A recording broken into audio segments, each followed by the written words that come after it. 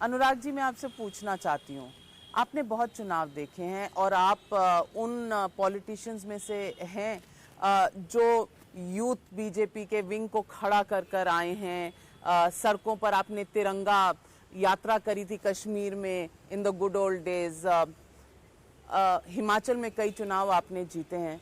मैं पूछना चाहती हूँ कि आप जैसे नेताओं को you must be getting a feeling from the ground कि क्या होने वाला है। नब्ज पता चल जाती है चुनाव की। मैं पूछना चाहती हूँ इस बार नब्ज क्या है इस चुनाव? आएंगे तो योगी ही, क्योंकि जमीन पर आप देखें काशी में जहां पर हम बैठे हैं, मेरा 2010 में, 2011 में, 2014 में, 2017, 2019 ये 5 बार तो कम से कम यहाँ पर आना हुआ, जो मुझे प्रमुखता से याद है। मैंने काशी को जो बदलते देखा है, सांस्कृतिक धरोहर के साथ साथ उसको बचाना, संवारना, सौंदर्यकरण करना, बाबा विश्वनाथ धाम को बनाना, घाटों का सौंदर्यकरण करना, फ्लाईओवर्स, रोड बनाना, रेलवे स्टेशन से लेकर हवाई अड्डे बनाना, बहुत कुछ बदला है।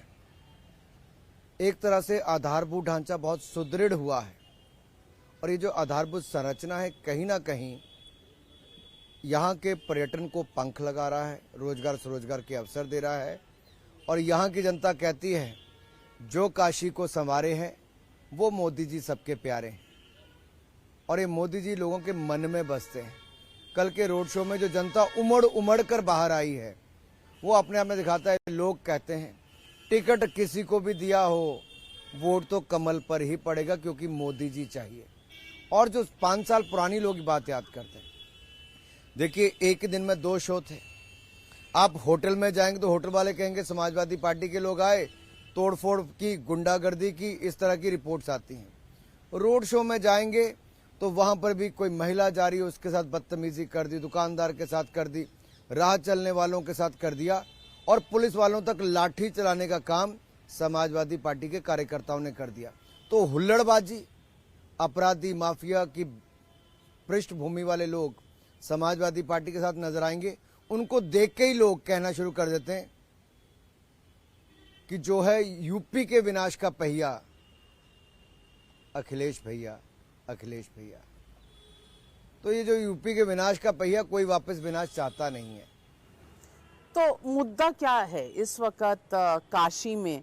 बहुत कल से मैं देख रही हूँ काशी में बाबा भोलेनाथ, काशी विश्वनाथ कॉरिडोर, इसकी बहुत चर्चा है आम लोगों के पास भी और बीजेपी के नेता भी इस पर बहुत गौर कर रहे हैं। पर रात को जब रोड शो खत्म हुआ तो अखिलेश बाबा भी वहीं भोलेनाथ मंदिर गए। सुबह राहुल गांधी, प्रियंका गांधी गए। जब बाहर आए तो सबके यहाँ पर चंदन लगा हुआ था। तो मैं ये कहना चाहती हूँ कि धर्म हिंदू सबका है और सब मान्यता रखते हैं।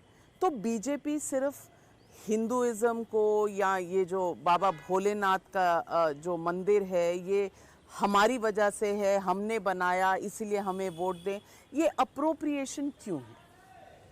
ये मुझे लगता है आपने कहा होगा, हमने तो ये कहा कि जो हमारे ऊपर प्रश्न उठाते थे कि बीजेपी वाले कहते हैं, ये समाजवादी पार्टी के लोग कहते थे, तंज कसते थे हमारे ऊपर कि रामलला हम आएंगे, मंदिर वहीं बनाएंगे, पर तारीख नहीं बताएंगे, ये भी साथ में कहते थे सपा के लोग। भाजपा आई, पूर्ण बहुमत से आई, दुनिया के प्राचीनतम शहर काशी में, बनारस में हमने दुनिया की आधुनिक सुविधाएं देने का काम किया है। तो सांस्कृतिक धरोहर पर इस क्षेत्र का विकास किया है, बचाया भी और साथ में विकास किया भी। ये अंतर है। ये लोग जाति और धर्म के नाम पर वोट मांगते होंगे, तुष्टिकरण करते होंगे, हम नहीं करते हैं। हम सत्ता में आए, सबके लिए काम किया, सबका साथ सबका विकास मूल मंत्र के साथ काम किया। और मैं कह सकता हूं 43 लाख गरीबों को पक्के मकान दिए, हर घर को बिजली देने का काम किया, 1 करोड़ 86 लाख बहनों को रसोई गैस का सिलेंडर दिया, 28 करोड़ वैक्सीन लगाने का काम किया, 15 करोड़ लोगों को महीने में 2 बार मुफ्त में राशन दिया, हर घर को नल से जल देने का काम जो शुरुआत की है, बैंक खाते जो खोले हैं सबके, शौचालय जो हर घर को बना कर दिया। नाविका जी, हमने ये नहीं पूछा हिंदू हो कि मुसलमान हो, सिख हो कि ईसाई हो, जो गरीब और जरूरतमंद था उसको देने का काम किया है।